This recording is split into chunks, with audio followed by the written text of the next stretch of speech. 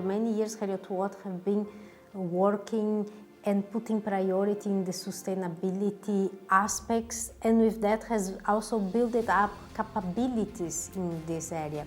So it has been an investment of many years that now is a natural step for Heriot-Watt to get together and to bring together audiences that are key for us to have a change that is so needed now. So we need to be able to talk together, to communicate in the same language. That is a big challenge sometimes in different, when we put local authorities, politicians, and the industry, the academic community, inventors, people working in enterprise at different stages, startups, and how we can now deliver the solutions that are needed for a more sustainable future is key, that we have this communication and that we have this support network of everyone talking together to be able to deliver at the required pace, because it's not just for us to develop things, we need to deliver things, and we need to deliver at a pace.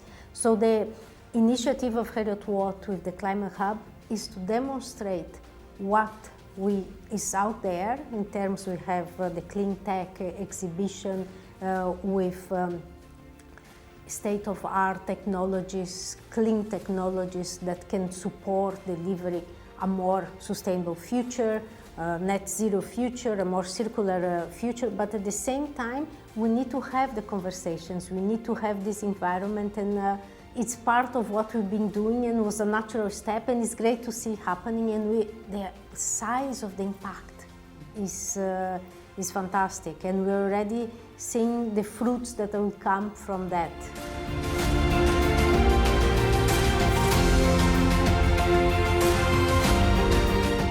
I think we have a big role, and because we have a big responsibility of where we are now. If we start thinking in terms of carbon emissions, different reports say different things. There are some that say that it's 37% and up to 45% depending on the report, saying that the carbon emissions are coming from built environment alone as a sector. This is huge. Then if we think in terms of waste, the largest sector producing waste is construction.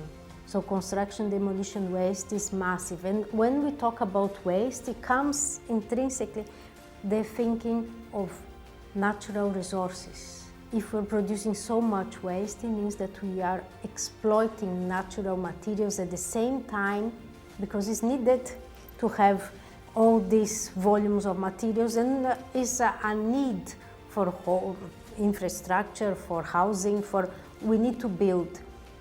So the built environment has a key role in terms of causing the damage, and now is a key role to be able to deliver the solution.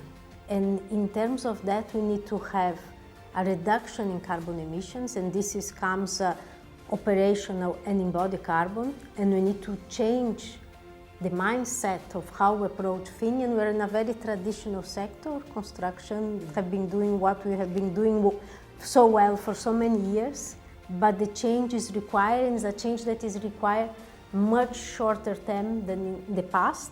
So we need to change the way we approach things. How we can do that?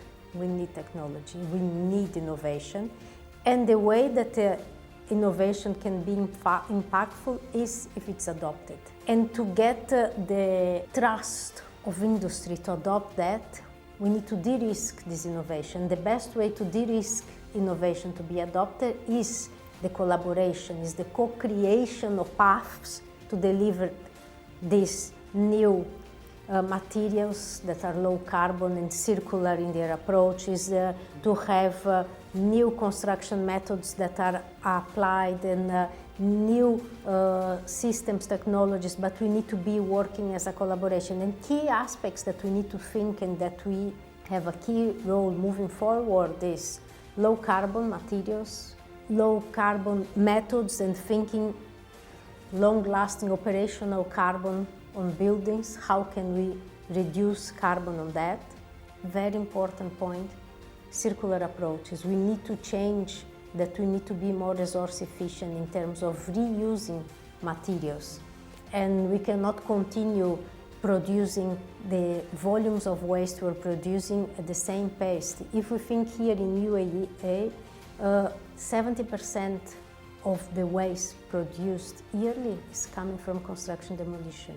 It's a scary 5,000 tons per day of waste being produced.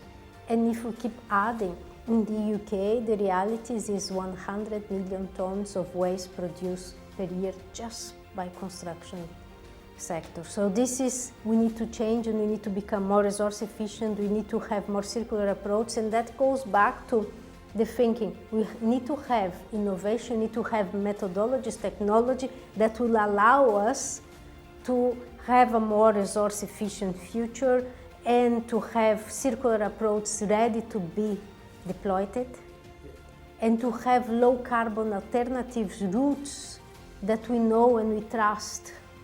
And we have examples, we have demonstrators of this technology, so we know, okay, we have done this, look at that case study, look at that other case study, that other site have looked.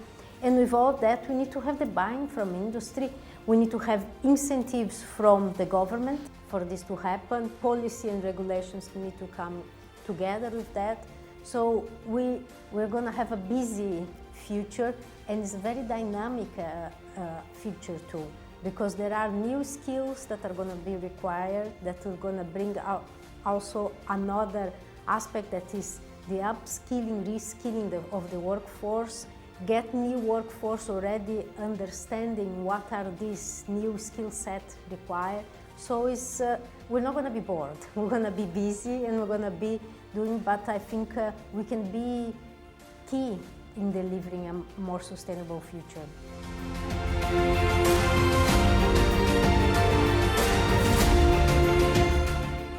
You have done a very key step, starting hosting COP28 and bringing attention to what they're doing and starting so many initiatives and showcasing what can be done. I think key here, it needs to be the support from the government, and we need to have policy and regulations from, and it's not just for here, for everywhere we need to have, because it needs to support industry to deliver, and at the same time motivate for sometimes industry to think differently, because we need to change how we have been doing things.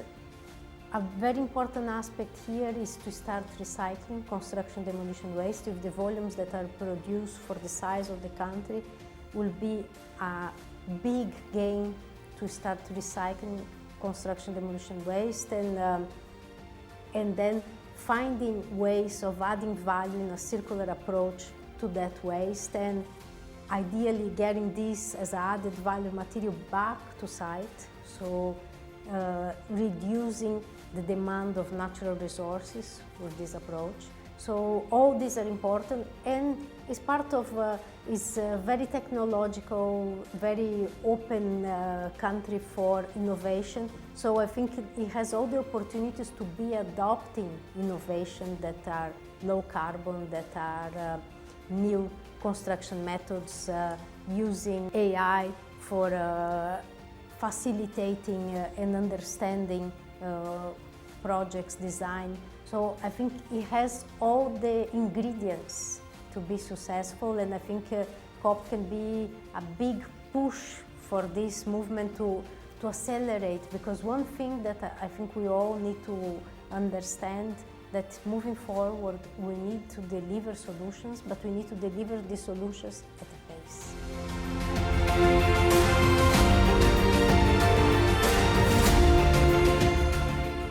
Collaborations are key for change. Collaborations are key for impact.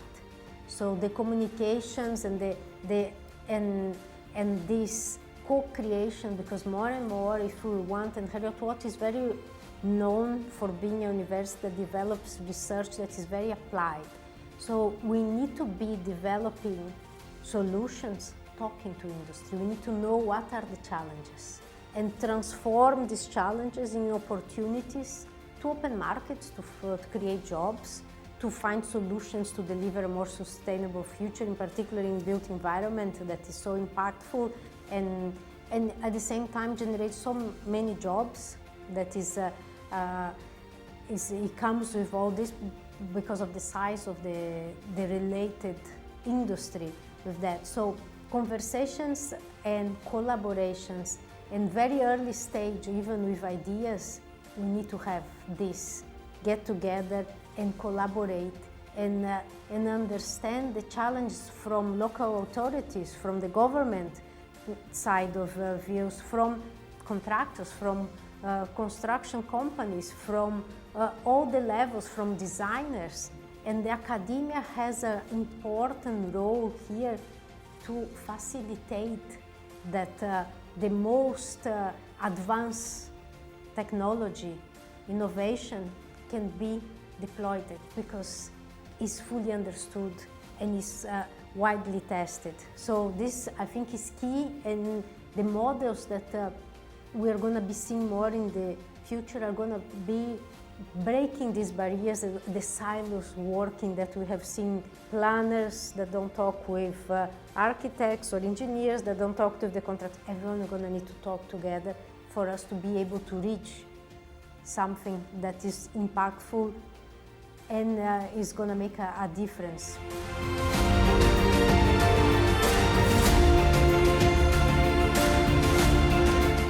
K-Brick has led to the spin-out company Kenotech to be formed, and is a brick made of over 90% construction demolition waste, with less than 5% of the carbon emissions in comparison to fire clay bricks. And it changed the way we approach with bricks, because we have a circular approach to this material, because we use construction demolition waste, that is, you demolish a building, that construction demolition waste is recycled. What it means is separated in parts, so we know exactly what is coming as feedstock to make new building materials, and that goes back to site. And it's also a closed loop circular economy, so it's changing the way that we approach buildings, in the sense that let's say, because the K-brick can be at any color, we use recycled pigments for the color. Let's say we build for Heriot-Watt a blue building, like we have the K-brick wall here for COP28. We build a blue building, and then in 60 years from now, Heriot-Watt takes over this whole district area here, and we're gonna build much larger, but blue is out of fashion and they want to build a pink building. The closed loop and the concept is, we put down that building, we recycle that material, and we use that same material as feedstock to make the new pink bricks to go back to site. So it's not just thinking in our generation, it's generations to come, that we are taking care of our natural resources, of our materials, and how we can then be careful in terms of waste production, in terms of carbon emissions, in terms of resource efficiency in the building. So one of the technologies that we have developed, and we have two structures now during COP28, one here in Heriot-Watt and another one, a pavilion in the green zone of COP, is with the K-brick. And we have lots of technologies, have been working a lot that. Here in Dubai, in Heriot-Watt, we have the Center for Smart and Sustainable Construction. And the key of this center is the collaboration between the university and the partners, that is industry. And it's this that we have been discussing, this co-creation, this co-development of the solutions, understanding the problems there and how we can transform this challenge into opportunity, and a market opportunity, and opportunity to find more sustainable future for the built environment.